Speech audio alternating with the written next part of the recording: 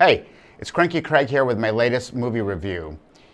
I'm here to talk about a film by Ari Aster, whose previous output has leaned heavily on oppressive and psychological horror films. He was up something completely different in this, I don't even know how to categorize it, neo-western called Eddington.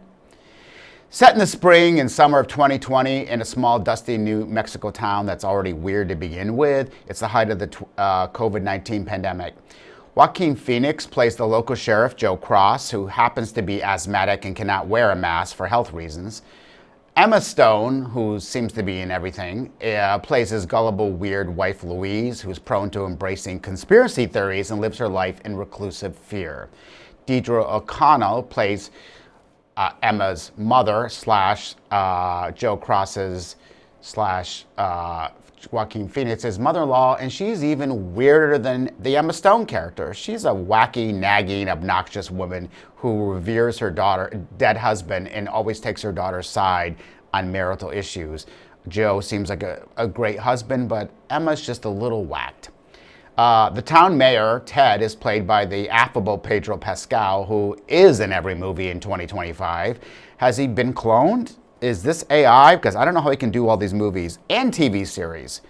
It's hard to accuse such a beloved actor of overexposure, but it's not impossible, and I'm doing it now because I don't want to see another Pedro Pascal movie. Anyway, this film was really hard to categorize.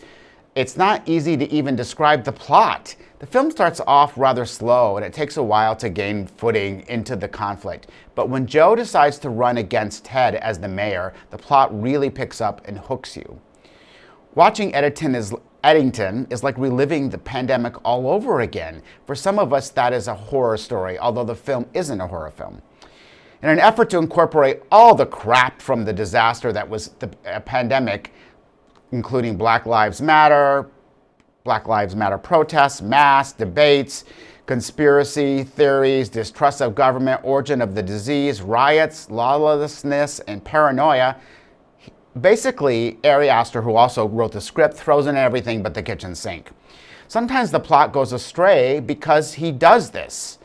But for as long as the core conflict between Ted and Joe continues and focuses, it keeps the movie on track.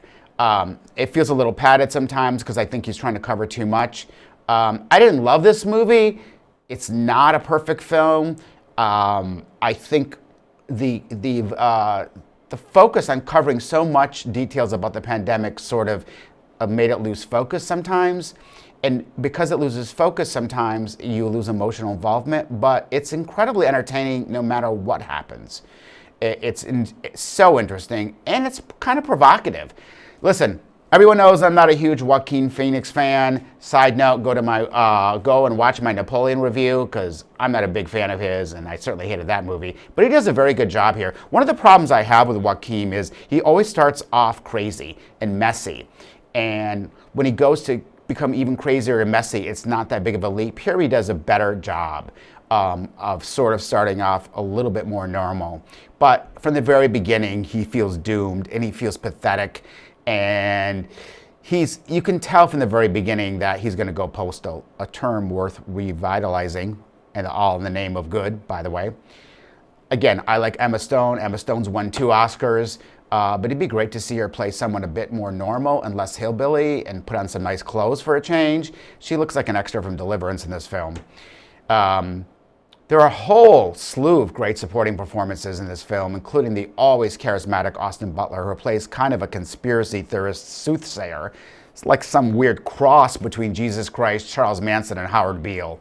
The second act curtain is a really great detail. The film is a really great plot device. The film is full of authentic period detail, and the location work is terrific. Eddington feels like a real town, and it feels like a really effed up, messy town that is going to go off kilter at any minute. Is it a neo-Western sci-fi mashup that illuminates the pandemonium of 2020, exposing all the ugliness and absurdity of America? Yeah, kind of. That's my take on it. It's not for everybody's cup of tea, but it'll keep you interested, and it's fun well, no, I wouldn't say fun. It's interesting to relive the pandemic, which already seems like decades ago and was only 5 years ago. And I think most people want to put that out of their mind, but this film forces you to see it head on. I think Ari Aster is really talented. I think he's really interesting. I think he's doing interesting things with his films about paranoia and fear that he taps into all of us. And for that reason, I highly recommend the film. Check out more reviews and more information on our website and go to craigstodolist.com.